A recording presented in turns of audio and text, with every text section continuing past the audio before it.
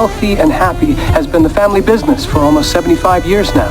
So kick back and enjoy. I promise you'll have the time of your life. Hello? Oh, howdy, neighbor. I'm Jack. And I'm Collin.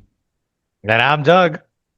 And I'm Whitney. And this is kind of still Scoops Ahoy, a Stranger Things podcast. The show might be over, but there are still a couple of lingering vapor trails out there, including The Boroughs, which debuted on Netflix last week on May 21st. It was executive produced by the Duffer Brothers, and we thought it might be worth a watch. So here we are. Here we are. And over the next 2 episodes, we'll discuss the show, episodes 1 through 4 this week, 5 through 8 next week. Just a little bridge until we start our next adventure very soon.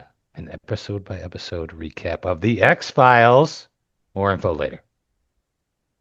Yes. Yes. Eventually, we're getting to the X-Files. Yeah, we might do a couple other things in the meantime. Who knows? But we will eventually get to the X-Files because a lot of our scoopers are right on board with us and waiting for that to happen. And I'm sure we'll get some new people too. So yeah, it'll be fun. It's been really cool going back and rewatching some of the episodes. So I liked it. Yes, I love them. So, all right, let's talk Boroughs. Hey. Yeah. So created by Jeffrey Addis and Will Matthews, who did the, Doug, you might know it, the Lord of the Rings cartoon that came out a couple years ago. I can't remember what it was called. I looked it up. And then they also did the Dark Crystal Age of Resistance on Netflix too, that just came out. Yeah. So those are kind of their main claims to fame They were writers? so far. They were writers. Well, they created the Dark Lord Crystal. of the Rings thing. And it was oh crud. I don't remember any animated Lord of the It was a happy little cartoon kind of thing. It was oh shoot. Vamp, talk amongst yourselves. It was I never watched that Dark Crystal. Did you watch it, Whitney? I did not. Mm-mm. No. I am not I'm all into about the Dark Crystal, the original, and but Jason swears that we watched that a lot when we were little, but I don't remember it. It's about I did not mouse, watch it, right? It's when like I was little. the little mouse lady she had like little red cape on. She's like the main. In the Dark Crystal?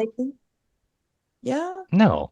What? No, that's the Secret of I'm thinking Nim. A Secret of The Secret of Nim. Nim. Lord of the Rings, the War of the Rural Juror. The War of the Rohirrim.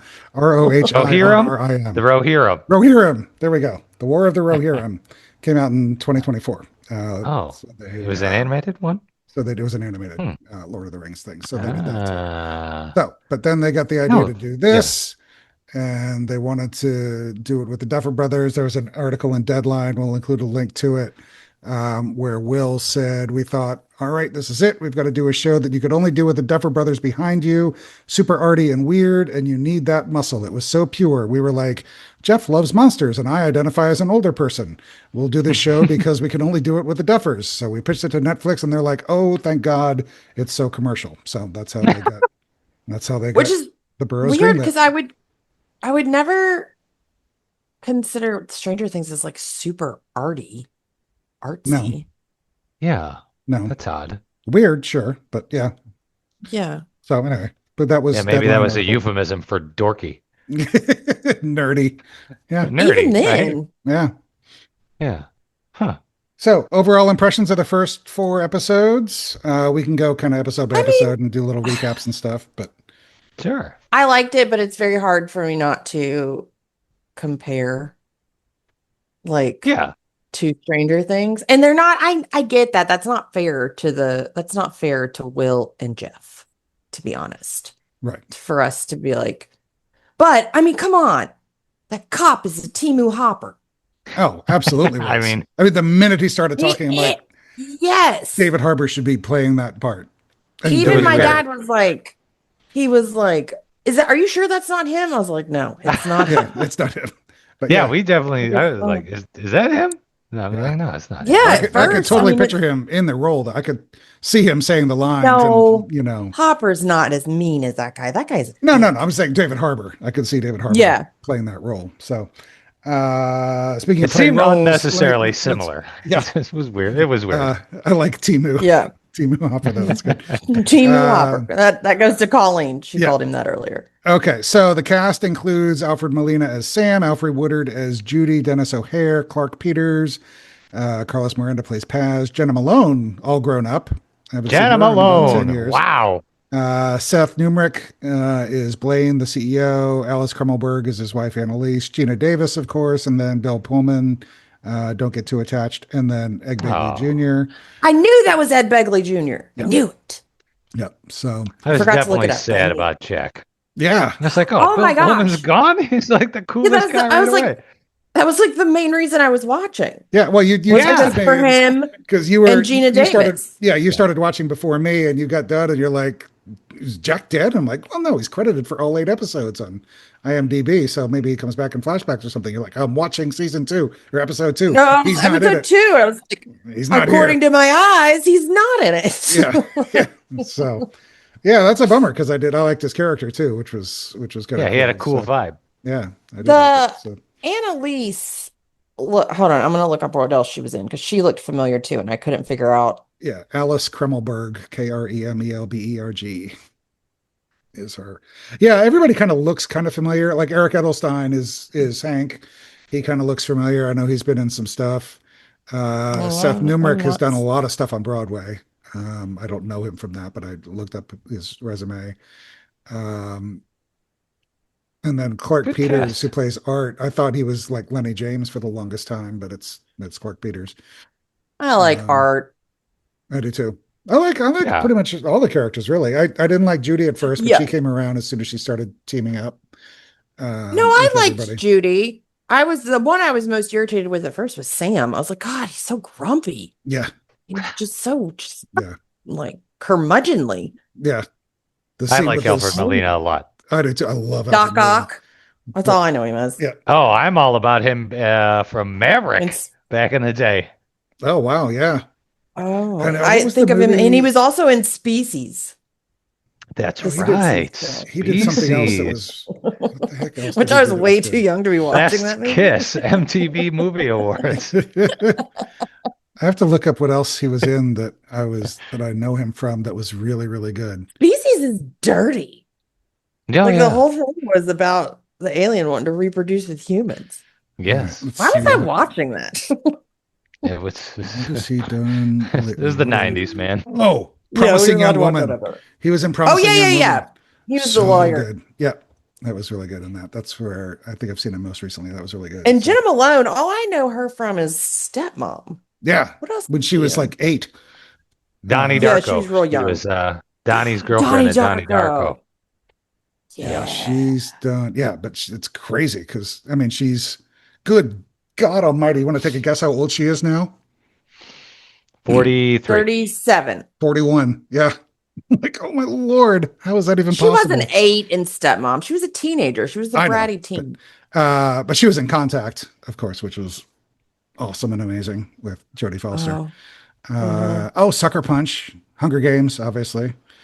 What else she Wasn't done? she in some like neon demon? Nocturnal Animals? She was in. Was she in the neon demon? Yes, she was.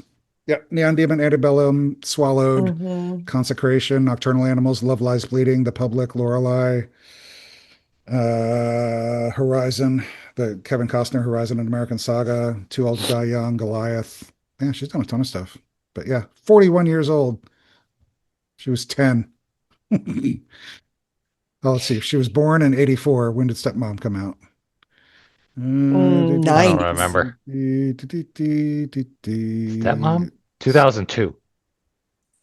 You think? No, it was not late know, 90s. guess- 98. 98 Stepmom came out. 98. This is a classic 98 film. 98. Yeah, So I'll never watch it she- again. Way too sad. Yeah. So she was 14 in Stepmom. Yeah. Saw it in the theater, bawled my eyes out because I didn't Oh. know that was going to happen. Yeah. So Speaking of anyway, the ages, like one complaint with the cast, not the complaint, right? Like I wish they all looked a bit older. Was I the only one who thought that? Like, I was just like, all these people look fake old. Yeah, well, Alfred Woodard Well, I You know what I didn't mean? think so. aged beautifully. I mean, Alfred Woodard Right, is right. amazing. She looks very young. I Well, mean, and oh, I yeah. think but not fake Right. young. I mean, she looks like she's like, Well, she looks the best, without Yeah. a doubt. She looks Yeah. like she I aged think well. Gina Davis looks fine. Gina Davis has a plastic face, You're and crazy it doesn't because move. I just Because- watched her in A League of Their Own, and her mouth did. It her was mouth the does the same thing. Yeah, you think it's Okay, You think it's, all no. right. Maybe it's just Yeah. Gina Davis No. mouth bias. It is Gina Davis mouth bias. It's like, not. It's closely I related to think Julia she's- Roberts mouth virus. Yeah. Yeah. Okay, yeah. She has that. Yeah. Oh, and we that? got to see a little. We got to see a little ET mom. Oh, Dee Wallace. Yeah, really Oh, cool yeah. right off the bat in the first. Yeah, Wasn't cold open. she also in Cujo? She was, wasn't she? Pretty sure she was. Yeah. Yeah, she was. She was in Cujo. 48. Good Lord, she's 77. Holy moly. I always forget her. The 'cause I always Howling, mix- yeah. Cujo, Critters, The Frighteners, Halloween. Critters. Yeah. Oh my The gosh. Do you 2007 remember that Halloween. movie? Yeah, I remember the movie cover at Blockbuster. Really, I got never the movie watched it. cover. I went and was like, I would like to claim this. Yep. That and Ghoulies. I never saw Ghoulies though. Neither I was did always I. very intrigued by the Yeah. cover. For sure. Oh, Ghoulies. Um, Good Lord. Okay, go do your little summary of episode 1. Okay, Collin. episode 1, welcome to the Boroughs. So, in the cold open, Grace, as we mentioned, E.T.'s Dee Wallace is attacked and killed by a monster in the Boroughs, a seemingly quiet little retirement community. Next thing we know, widower Sam is moving in, still grieving his late wife Lily and not at all happy about being there, but he signed a contract and can't get out of it. One by one, we meet his new neighbors, including Jack, Renee, Art, and Judy, and eventually Wally.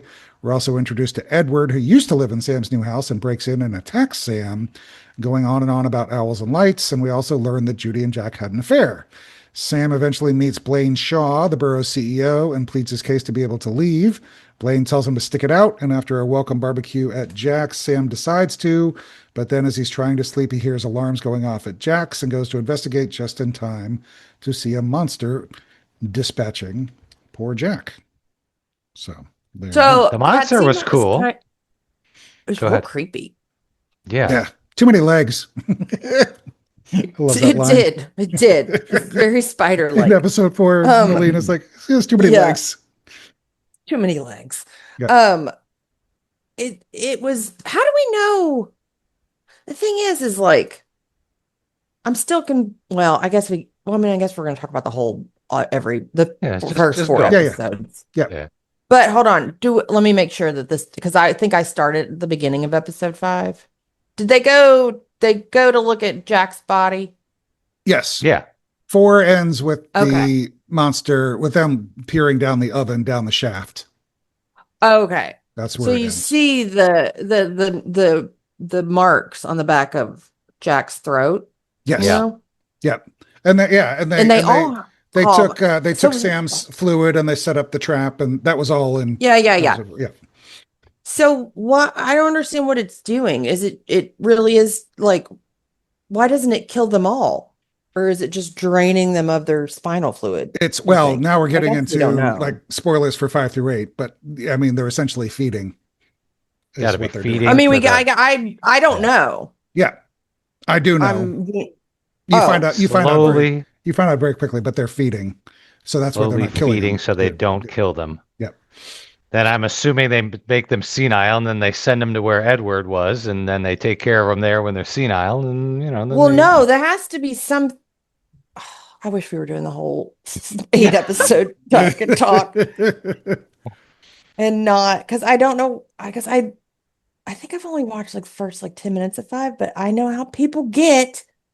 Yep. If they're okay. Oh, wait. Good Lord, who cares? It's that we're doing. We know Yeah. how. we're not spoiling 3 seasons down Yeah. the road here or anything. So That's right. We know that what's Timu Hopper's name? Hank. Hank. Yeah, Hank. He's forever young.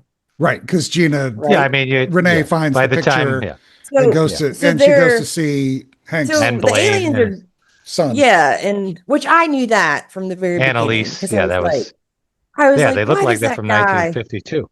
Yep. Yeah, and they're super young. I was like, this has Yeah. to. I immediately was like Cocoon, but like now it's like Hmm. nefarious Cocoon Yep. vibes Yeah. because Vampires. they're like getting something from the aliens, the magic fruit or something. Mm-hmm. It's all going to be Yeah. connected. Mm-hmm. That would probably be good for the show if it was Yeah. connected. Just Well, some random I'm thing. saying like, Yeah. no, you Yeah, guys. it's I'm the joking. monsters saying that needed the a hobby. aliens. So the monsters were bored. They needed a They're hobby. like ET. They're horticulturists, just Right. like little ET was. Yeah. No, he was a botanist. So He was a human botanist. cerebrospinal fluid makes their trees And grow. Yeah. Yeah. With magical fruit. Yeah. That can heal hands. Yeah. Yeah. So, So- let me throw this at you guys. I did really enjoy watching the first 4 episodes thus far. I've stopped after 4 just for this podcast. I was definitely annoyed, and I got over it though, that they showed the monster or the alien so quickly. I'm like, totally. Yeah, and then when it comes to Sam's house, they kind of take their sweet time because it's up on top of the closet, and eventually we see it, but there's a lot more suspense built because you just see the shadow and the too many legs. So it's kind of weird that they kind of launched right into it. I don't know if they, if we're just so impatient these days and they just gotta hook you with like I felt maybe it's because I was watching it and it was still light outside. I feel like I didn't get a good view of it until later on in the season. Well, it's quick. Or maybe that was when it TV. takes grace. When it takes grace, it's just kind of spindly. Oh, I mean, is that what you're talking about? You see like the spite, like the. Well, you're seeing the hands and stuff. You're seeing a fair amount of it. Yeah.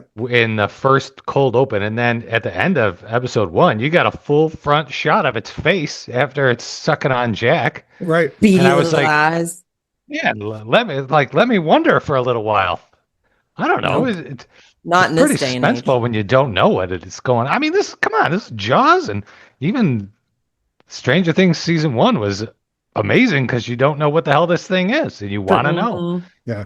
And now I'm just like, it's just aliens, I guess. Yeah, just a weird monster kind of thing. Yeah. Yeah. It's just aliens. No big deal. Well, and also they're in Arizona, which they're close to Area 51. So. Oh yeah, I never thought about that. New Mexico, Southwesty, whatever. Yep. Yeah, like could be the case. So that has to be.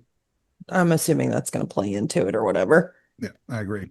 But they really, I feel like they knew what they were doing with Bill Pullman. They were like, he was too expensive. He was like, you get me for 1 episode and 1 episode only. I definitely say he died. And his dead body in episode 3, but yeah. Oh, yes. Yes. Yeah. And I was like, he was the only reason I was watching. Yeah. Well, not the only him reason. and Gina Davis. Yeah. Yeah. It was surprising that they killed him off, but yeah, it's kind of a bummer. Yeah. Okay. Episode 2 was called The Morning After.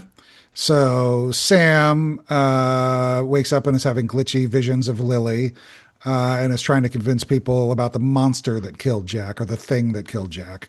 But the official report is that Jack had a heart attack. Sam's also trying to make sense of Edward's message that the owl is in the wall and the key is in the light. So he searches his house, eventually finding a key to a storage unit. Art and Judy's strained marriage leads Art to head out to his man cave in the desert to hang out with his crow Brooksy and check on his mushroom crops, psilocybin crops. Renee goes to Rennicott Paz about the missing quartz from her class that she teaches at the community center. And they decide to set up some surveillance cameras out in the desert. Art sees a whole murmuration of crows, and Brooksy joins them, and then they all suddenly plummet from the sky at once and all die. Sam finds a bunch of junk in the storage unit, along with a taxidermied owl in a box.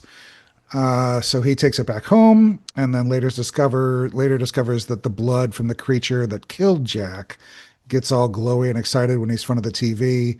And he invites Wally over to check it out. So this isn't where we actually see all the sparkles. We just kind of see his reaction and the lights through the window. But yeah, see. That isn't the one with the sparkles? No.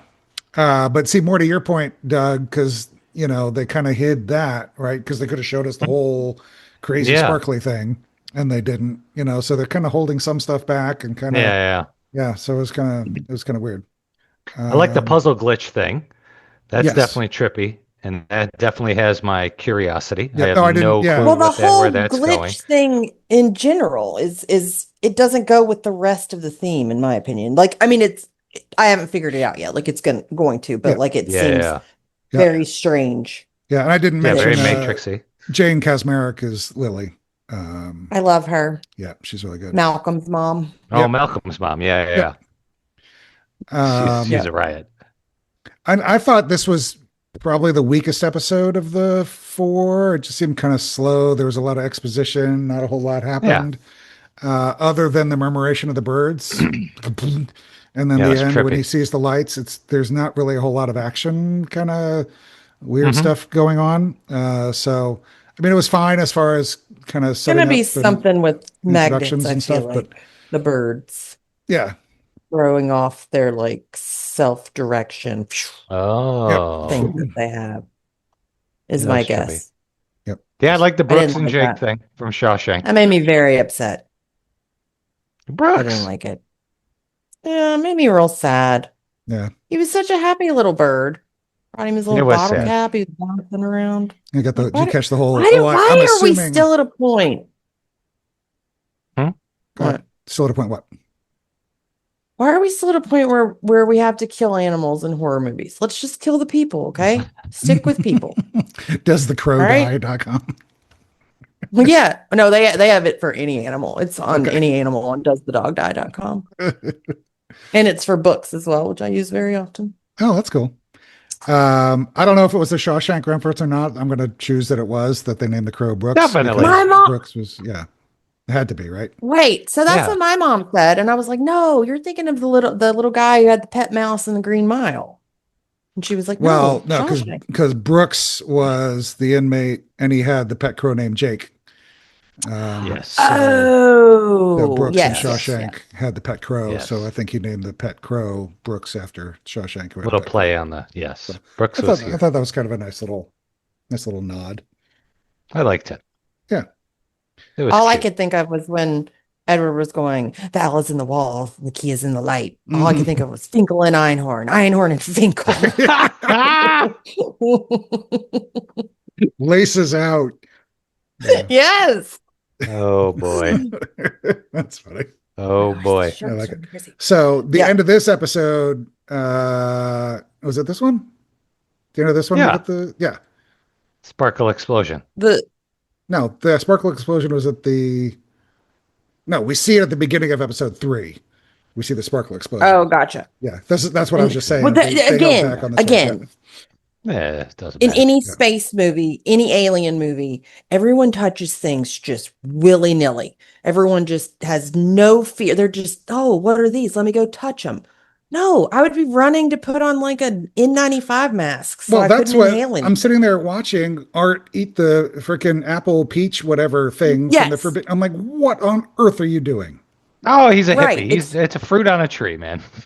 It has to be fine. There's a long history of this. Have you ever seen the movie The Stuff? Mm-mm. No. It's like a horror movie from the 80s. It's very cheesy. I suggest you check it out because it is hilarious. But it's literally like white, like yogurt stuff that comes up from the earth. And the guy that finds it, his first instinct is to just stick his finger in it and taste it. And then it starts taking over everyone. I'm like, why? Why is your first instinct to taste something? No. Yeah, I'm serious. Art's eating the apple thing. Looks whatever. yummy. What are you It was a doing? peach, wasn't it? Well, it's it's like a mystery fruit thing, but it looked like a peach. Oh, I thought it was a peach. It was very Threw out peachy. peach Yeah, pit. it was kind of peachy, but it had Is it a peach pit? I mean, it healed his hand and then it left all the little sparkles and stuff. And I'm like, yeah, sure. Let's eat it. Why not? Yeah, why not? Well, if it healed your I hand, mean- I'd be eating that right away, right? I don't No, I would You not. guys aren't adventurous. know. No, not in this day and age. I can't afford to be. No. How expensive it is to I go mean, to the if- doctor. If I'm in a world where there's monsters eating my friends and who knows what's going on and sparkles coming from a TV, I'm not eating an apple that I find on some random tree in the But back maybe- in the middle of the maybe- desert. Art didn't know. He didn't experience any of that yet. He was I just know, I'm getting just high saying. and hanging out with Maybe it- crows. and he was having a bad day. Maybe he just didn't care. Maybe he's like Plus, art is me in right? tanning beds. Yeah. He said he felt the touch of God, right? That's He was right. already in the mindset. He's just like, yeah, give me that fruit. Yeah. God is present. So he only got the one, right? There's He one only got, fruit. he I only, think. that was It it. seemed like he was eating it for a very long time, though. I thought Yeah. so too. Yeah. I was He like, kind of how held is on to this it, and then he peach? held on to the seed too. So yeah. But I was like, how is Everlasting this peach peach. lasting for so long? Yeah. Yes. It seemed as if he took like 10 half-size peach bites. Yeah. And peaches do not last that long. They're very Oh, sticky. no, you No. scarf a peach And right then down. and then sucked on the Yeah. sucked on the seed for a while too. So there's Yeah. that. Yeah. Which also, I don't even like to look at the pit of a Yeah. peach.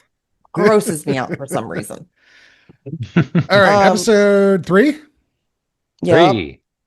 Episode begins with Judy seeing the same lights from the end of episode 2, and then we actually see inside with the big sparkly craziness. She goes over to Sam's and peers inside and sees Sam and Wally cleaning up the blue goo.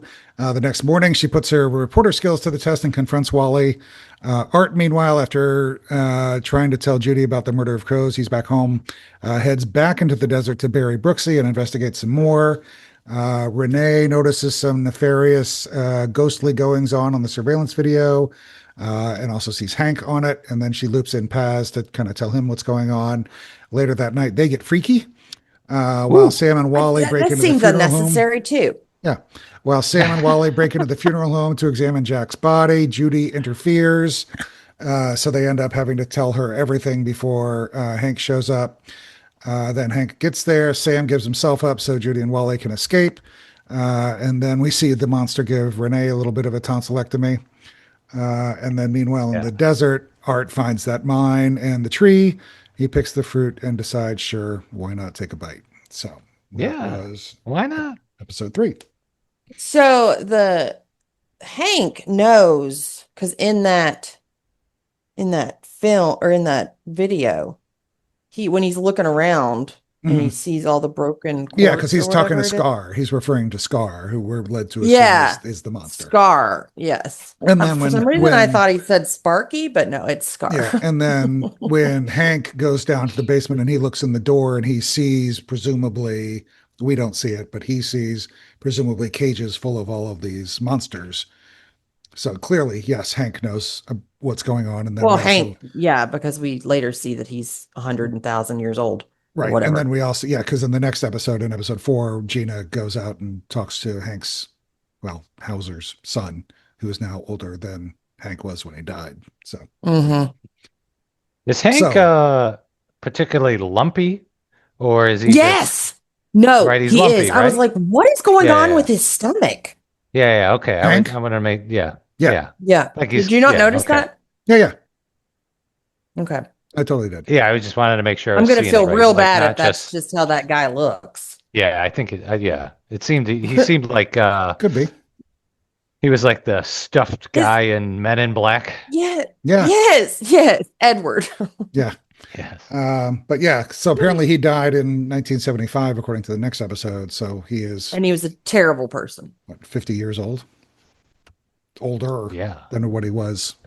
Yeah. Right. He hasn't aged in 50 years, apparently. So, yeah. Immortal. Yeah. Vampire. I did like the sparkly bit. I thought it was really cool and really kind of neat effects.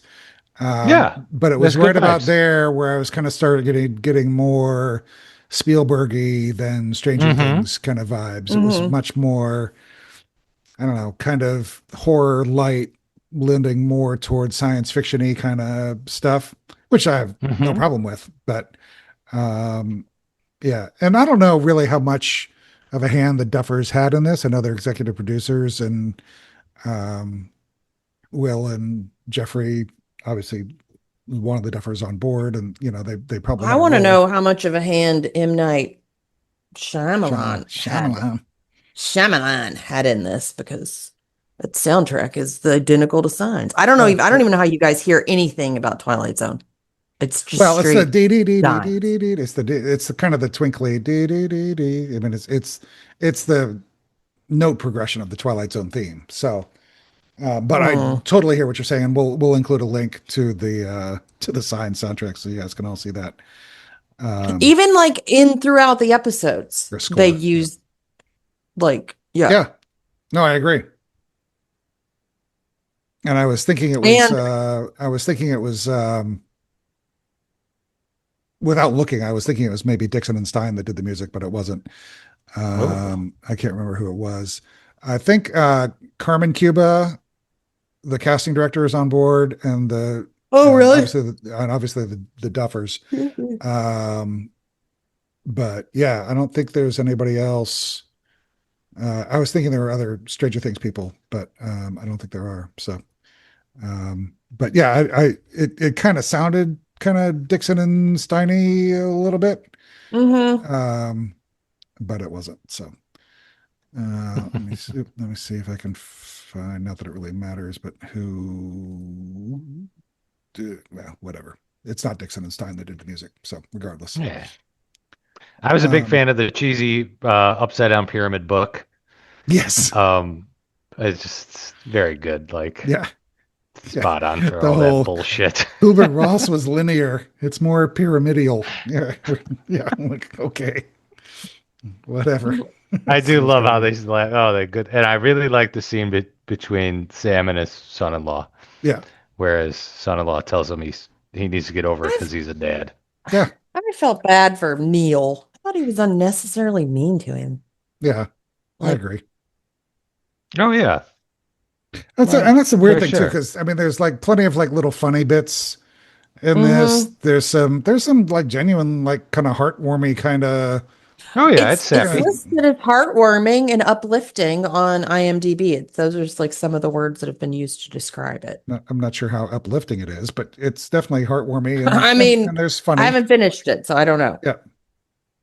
Yeah, I think they do a good. I think the show thus far has been doing a good job with the dynamics between Sam grieving and his daughter grieving, and him being completely distracted and sort of not giving a shit about finding the Bruce Springsteen album and all that. I like that's all very Spielberg, and it works.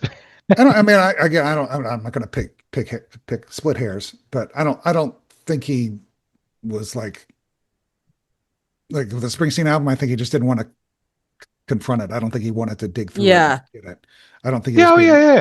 Yeah. He just didn't want to face having to pour through all the boxes of albums. Oh, sure. I mean, yeah, right. So, of course. Yeah. It's a convenient excuse to. Right. I'll stick up for the guy. All right. Episode 4, Forbidden Fruit, which we've already kind of talked a little bit about. I love the opening bit with Art going into the convenience store and then beating the shit out of the dude. And being all young and his hair's all, ungray, and he's like singing Lovely Day instead of like the psychedelic rock he was doing on the way out. A de-aged Art is heading back home, stops at the Jiffy Mart where he knocks out a robber before shellacking some golf balls and then polishing off his dance moves in the community center. Where did he have all this time? What's he going to do? He's got nothing to do except go tend to his mushrooms. Was that all in one day? Well, it was like he's on a little adventure. It was the morning. Well, because he was driving back and he looked over and he saw the golf course. So he got off at the golf course and he got done at the golf course. And then he went to I think he probably just went to the community center and did some dancing. So, yeah, I mean, he's got. What did you get so persnickety, Whitney? Yeah.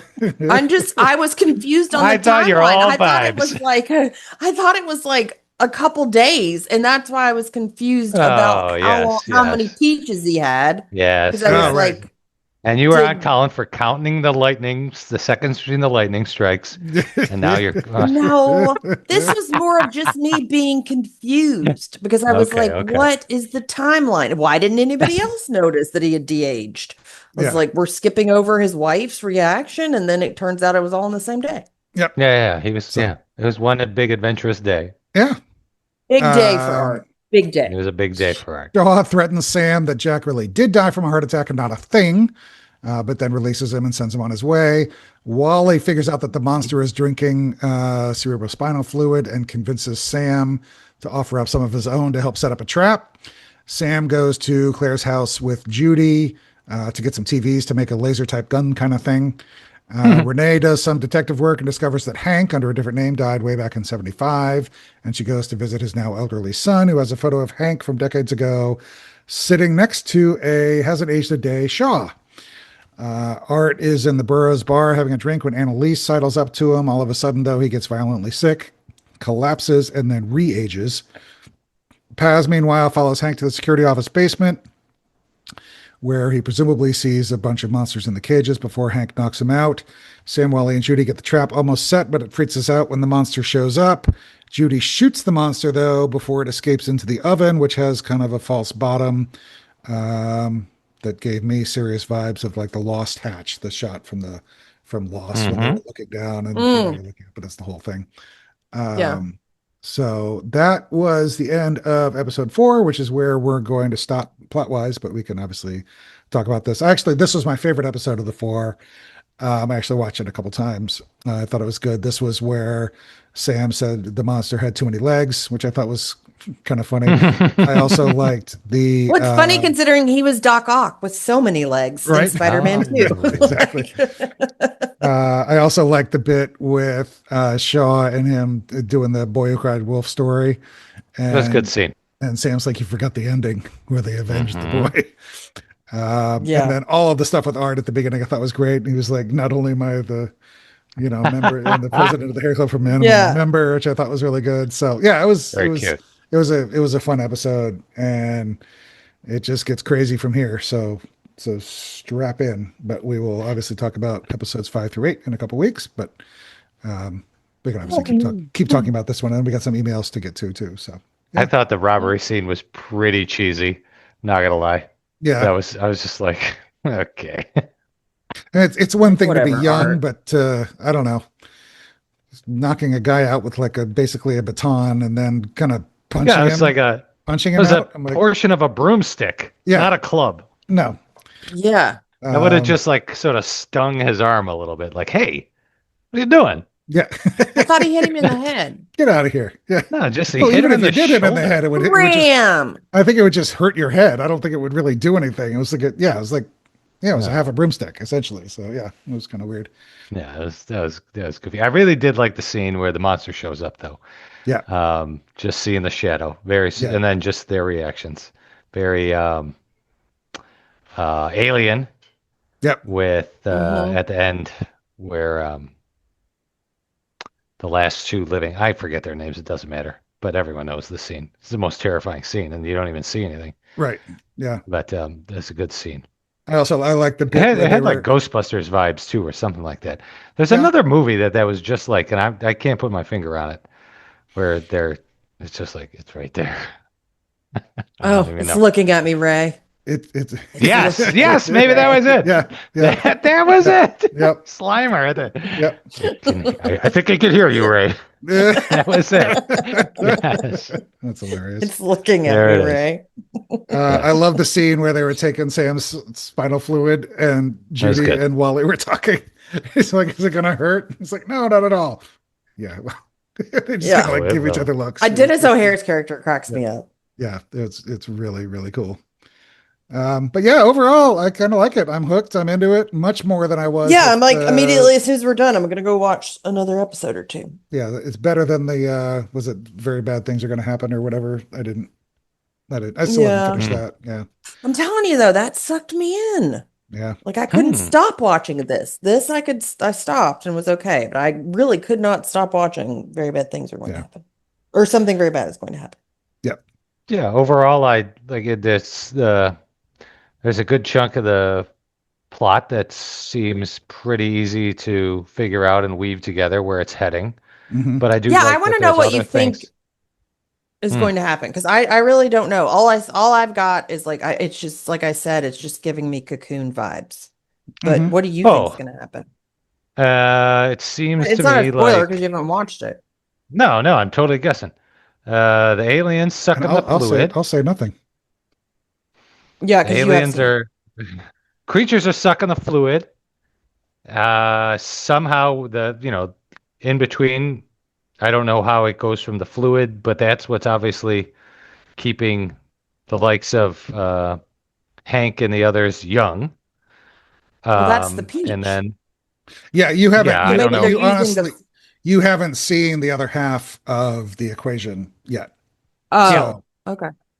Yeah. That, I mean, there's gaps still. I haven't like figured the whole thing out, but like you could see that leads to the immortality type of vibe. And then I'm also assuming, right, like they have this set up for seniors because this taking of the fluid makes them senile, which is supposed to naturally happen. And that's when they shuffle them off to the other area where Sam was meeting Edward. Yeah, so they sort of just retire them to once they've sucked all their fluid. My sister-in-law was like, I love a retirement community. I'd really want to live here. She was like, you get to live in the house first and then they move you to this other little place. She's like, seems perfect. I was like, yeah, you would join a cult. And if you're really bad, they'll ban you from the community center. So yes, right. But it's very strange to me that they can go. Sorry, go ahead. Oh, I was just saying, like, that seemed, you're connecting the dots with that sort of main plot, but there's a bunch of other mysteries hanging around that I'm very intrigued in, like the puzzle pieces and the blood reacting and the quartz. And then, of course, how it got to this forbidden fruit out in the desert as well. So it's fun. It's a fun little mystery box going on. It does get wrapped up pleasantly. It's like pretty much all of the bows are tied and the I's are crossed and the T's are dotted or whatever. So yeah, it's light. I like that it's light and it's not too I don't know what. It's not overly confusing or complex, right? Like it's fun. It's Spielberg. It's a fun. It's not like legit horror. It's not. I mean, nothing's going to send you, giving you nightmares or sending you scurrying under the bed or anything. So yeah. It's it's not Tenet where I'm not like what? No, someone explain it to me. Yeah, no, it's not Tenet. No. Although that movie is wild, right? You guys have both seen it? Yes, I like anything Nolan does. Nope. That is a dog dies in it, right? In Tenet? I've only seen it once. Yeah, isn't that the one with who's in it? John David Washington and Robert Pattinson. It's the Christopher Nolan film where time goes backwards and they go forward and backwards and everything's backwards and forwards and I think that anyways, no, I haven't seen it because I'm pretty sure I checked and a dog died. Movie was wild. That was the first time, I don't know, the first time, right? Like I'm super smart or something like that. But that movie basically required you to stop worrying and just vibe.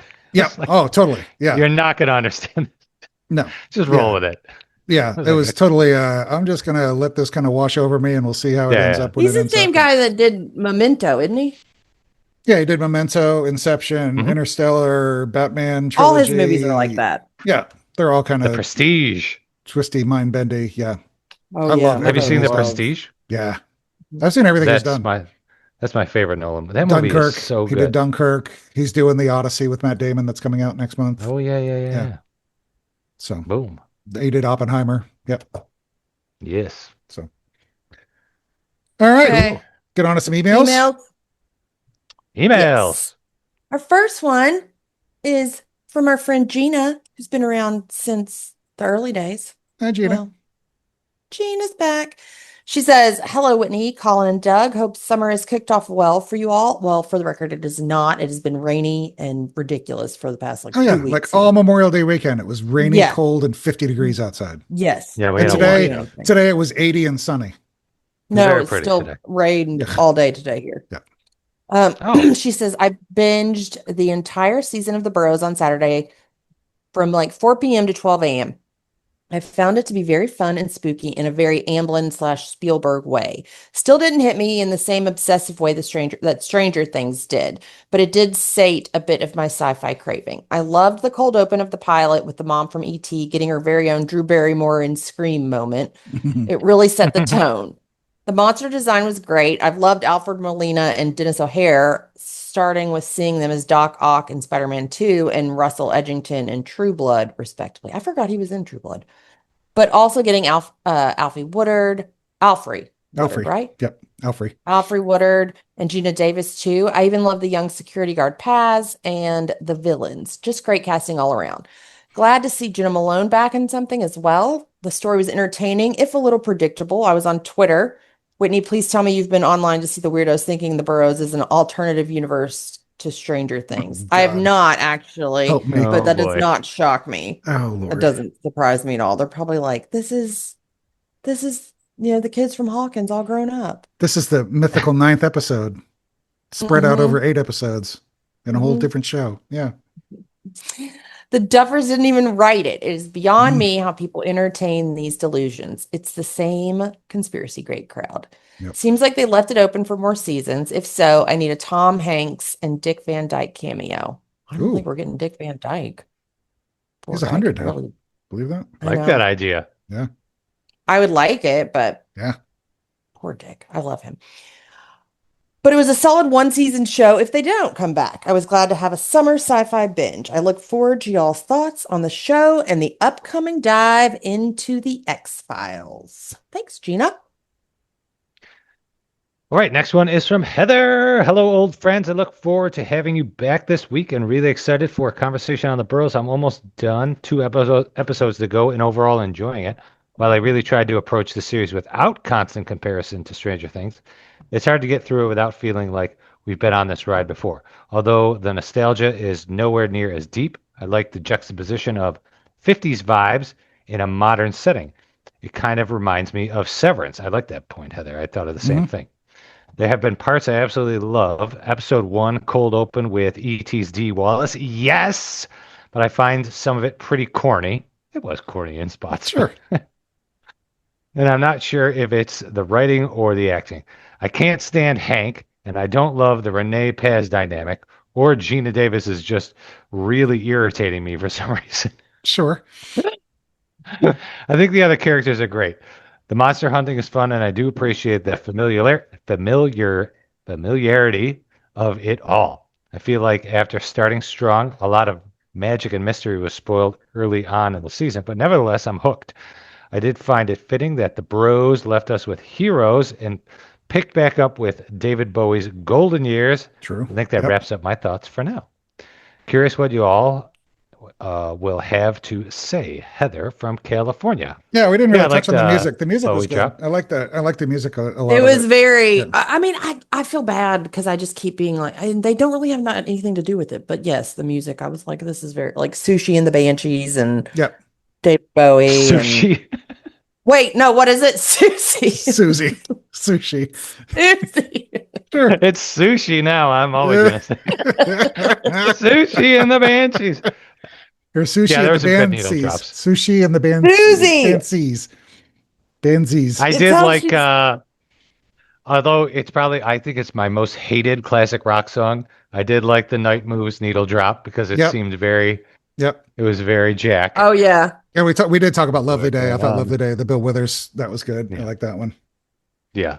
And man, the show had me kind of feeling old. I'm not going to lie. Like all these sort of references they were dropping, like Wiz Khalifa. I'm like, oh my God, these old people. Right. Like, that was funny. The Wiz Khalifa line was funny. I like that. So. Yes. All right, next one is from Harry. Hi, Scoopers. Harry in Seattle. First, I'm wondering if you've talked about changing the name of your podcast going forward. Yes, we will. We haven't decided yet, but yes, we will. Whatever you guys land on, I hope there's an obvious nickname for your listeners buried in it. Yeah, that's probably one of the governing factors that we have to figure out. Yeah. So. Second, I thought The Boroughs was great fun. Its greatest strength lay in the acting and the ordinary relationship drama that underpins all the speculative fiction elements. The monsters and the conspiracy are really well handled, but the complicated feelings within the friend group at the center of the story make the stakes feel very real. The thriller elements felt a little slack, especially at the end, but overall, I thought it was beautifully done. Third, on a personal note, since my last email, I've had a second cardiac event within the last year. I'm a little young for that sort of thing. I just turned 61 next week, but the end comes when it comes. So I say, tell the people you love that you love them. Do work that is meaningful to you, even if it's done in your spare time between earning money and running chores, like say, doing a podcast. And find a bit of joy where you can. Best to you guys here in Seattle. Harry, I hope you're feeling much better and are doing okay. Yes. And we're sending our thoughts to you. Sounds very serious. Very long time listener, but At least you had the strength to write an email, so we know you're, Good sign. yeah, good sign. Just relax and start Yes. binging X-Files. There you go. Next up, we have an email from Steffi. She said, "Hi, Whitney, Collin, and Doug. I've just finished the last episode of your podcast. Loved it so much. I will miss you guys. I just wanted to say thank you. I'm from Germany, was born in 1984, and I started listening right after the finale of Stranger Things 4 when I had COVID and a load of time, thankfully. I liked it so much that I ended up listening to all the episodes at least twice." Well, thank you, Steffi. Yeah. My sister actually got me into Stranger Things back in 2016 at Christmas time. She said, "It's like E.T., you'll like it." I know E.T. isn't your favorite. And I've been hooked ever since. I honestly thought it was over after season 3, but then came the epilogue. I truly enjoyed your perspective and points of view, especially the US perspective and what it was like growing up in that time. The Collin radio bit and Satanic Panic were great, and the way you used to call an ambulance back in the day, I know exactly what you mean. What do you mean? I remember that was one of my was it one of my Collin moments or something? I don't remember. How when in season 4, when Lucas is up in the attic with Max and he's like, "Erica, call an ambulance," and they have to like physically go to a phone and call an ambulance. And I see. It was one of my, I think it was a Collin moment or something like that in that episode. Gotcha. Yeah. She says, "Doug, you were a great addition, and I'm so glad you stayed.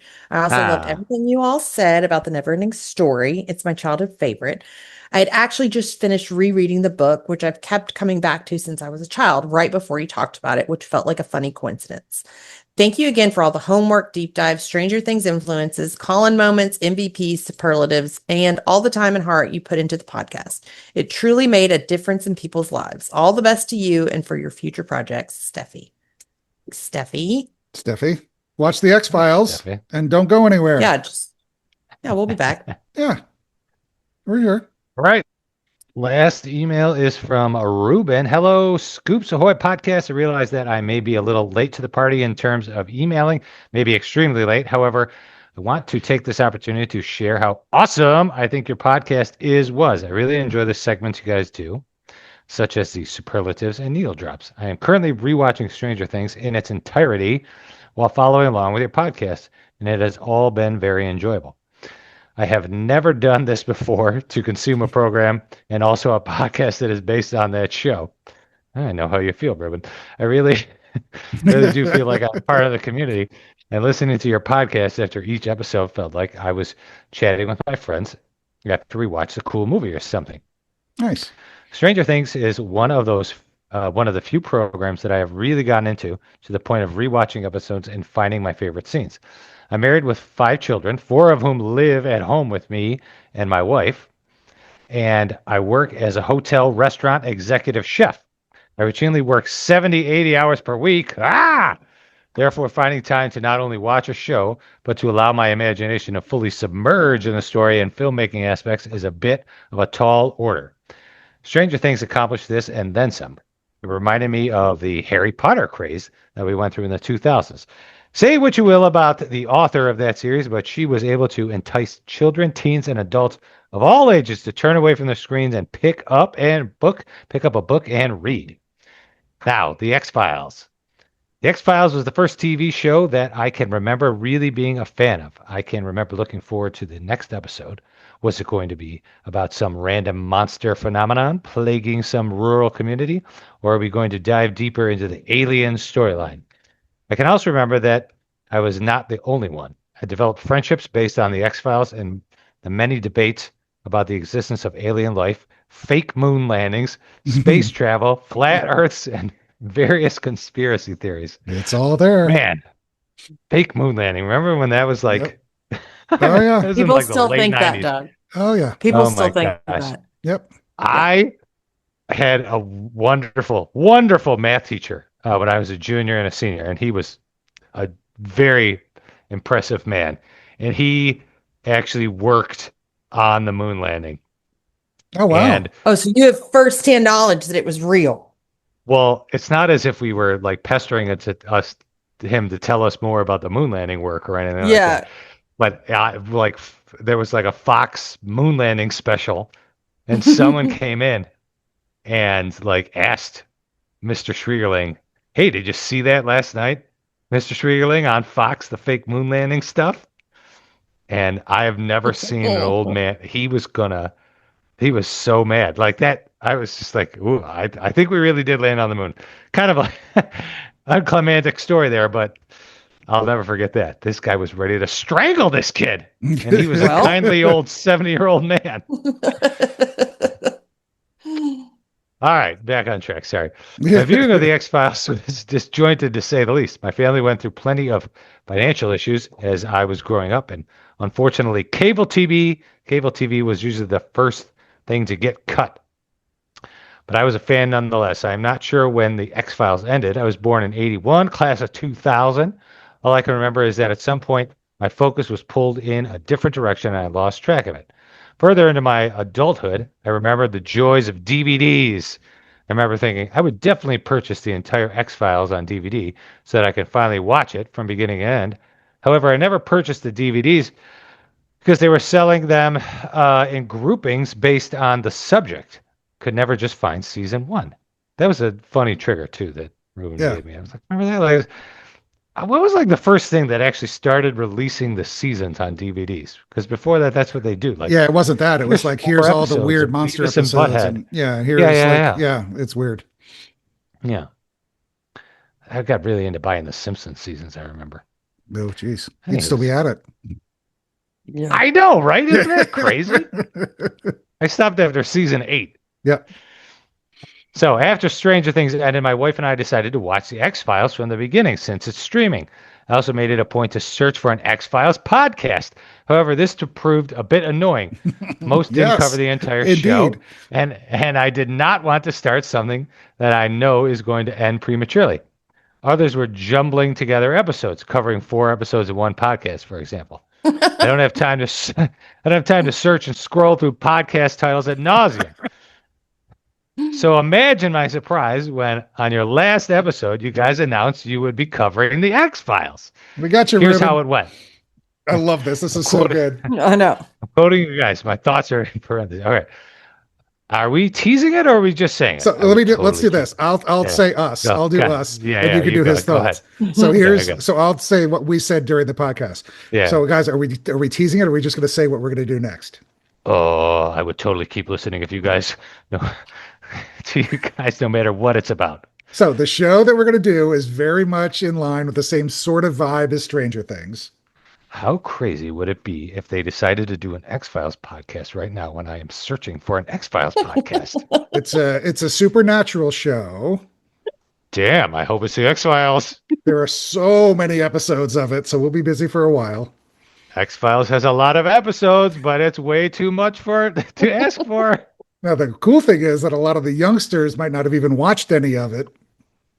Oh, man, none of my kids have ever watched the X-Files. Actually, the younger kids are going to be like, the graphics in the show was terrible, but it was the 90s. We didn't have CGI yet. I want to believe it's going to be the X-Files. We're going to start from episode 1, season 1 of... Please say the X-Files. The X-Files. Holy crap. Hell yes. I love that so much. That's so great. It's not every day that the universe lines up to give you exactly what you want, but that was one of those days, and I will be here for every episode. Thank you, Scoops Ahoy crew, Ruben. Thank you, Ruben. Appreciate it. Thanks, Ruben. That wraps up where we are for now. We'll be back in 2 weeks to tackle the last 4 episodes of The Boroughs, so get your emails to us by Sunday, June 7th. The new episode will be on June 11th, and then we're still not sure what and when we're going to do X-Files or if we might tackle another little quick thing in between. We'll figure that out, and we'll let you know on the June 11th episode, but at least we will be back for June 11th. Emails by June 7th. Remember, if you want to get in touch with us, you can always email us at scoopsahoypod@gmail.com. That's for now. Just keep that in your head for now. And check us out on Twitter, Facebook, and Discord. And please remember to leave a rating, or better yet, a review on iTunes. Thank you. Wait, I'm way off, guys. I'm off. It's been a while. It's been a hot minute. It's I know. We're a little rusty. Don't worry. Just want to say thank you guys for listening, and I hope you tune in next time. Thanks, guys. Bye. Bye. Bye.